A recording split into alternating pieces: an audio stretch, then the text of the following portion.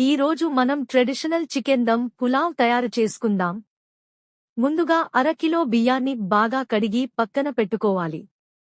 ఇప్పుడు పాల్లో ఆయిల్ మరియు నెయ్యి వేసుకోవాలి.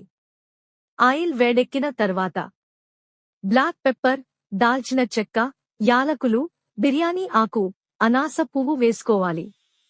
స్పైసెస్ మంచి వాసన వచ్చే వరకు వేయించాలి.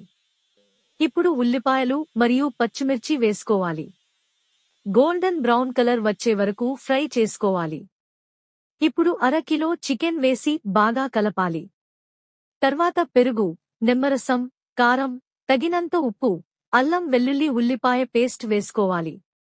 అన్నీ బాగా కలిపి ఫ్రై చేసుకోవాలి. ఇప్పుడు స్పెషల్ బిర్యానీ మసాలా తయారు చేసుకుందాం. ధనియాలు, జీలకర్ర, సోంపు, బ్లాక్ పెప్పర్, దాల్చిన చెక్క, యాలకులు, అనాస పువ్వు, ఎండుమిర్చి లైట్గా వేయించుకోవాలి. తర్వాత వాటిని మిక్సీలో వేసి ఫైన్ పౌడర్ చేసుకోవాలి. ఈ స్పెషల్ మసాలాను చికెన్లో వేసి బాగా కలపాలి. ఇప్పుడు బియ్యం మరియు నీళ్లు వేసుకోవాలి. మళ్లీ తగినంత ఉప్పు వేసుకోవాలి. పుదీనా మరియు కొత్తిమీర వేసుకోవాలి. మూతపెట్టి దమ్లో ఉడికించుకోవాలి. వేడివేడిగా చికెన్ దమ్ పులావ్ రెడీ.